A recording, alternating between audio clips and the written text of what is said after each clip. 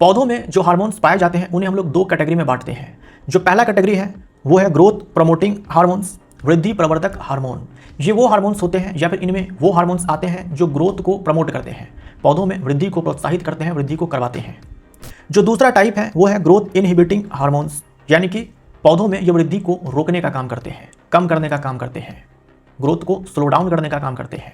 तो सबसे पहले हम लोग ग्रोथ प्रमोटिंग हार्मोन्स को देख लेते हैं। इसमें पहला हार्मोन है auxin hormone. Auxin hormone, auxin hormone के कारण ही पौधे प्रकाश की दिशा में झुक जाते हैं, यानी फोटोट्रॉपिज्म इनके कारण देखा जाता है, ऑक्सिन हार्मोन के कारण। और कोशिका की लंबाई को बढ़ाने का काम ये ऑक्सिन हार्मोन करता है। जो दूसरा टाइप है वो है जिबरलिन हार्मोन।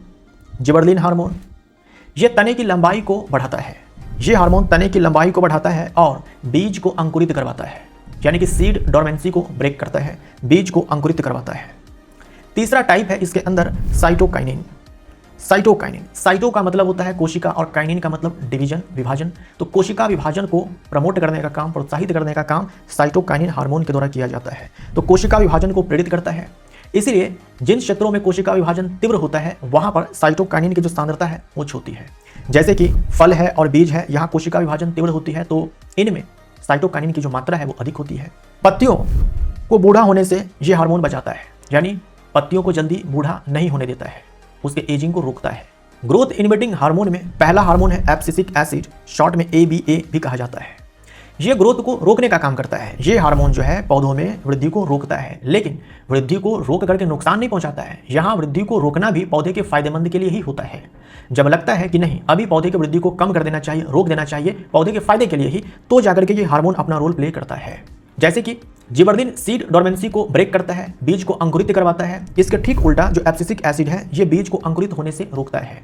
जब पौधों में पानी की कमी हो जाती है वैसे केस में ये हार्मोन जो स्टोमेटा है उसको बंद करवा देता है, ताकि जल की हानि और ना हो पौधों से, क्योंकि पहले से पानी कम है।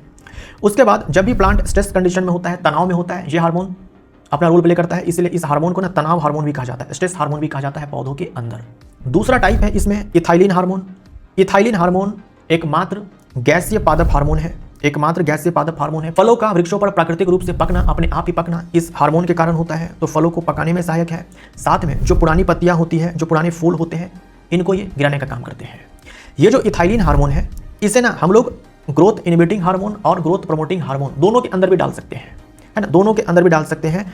जो पौधों में वृद्धि को करवाते हैं और जो पौधों में वृद्धि को रोकते हैं, इन दोनों कैटेगरी में जो हम लोग इथाइलिन हार्मोन को डाल सकते हैं।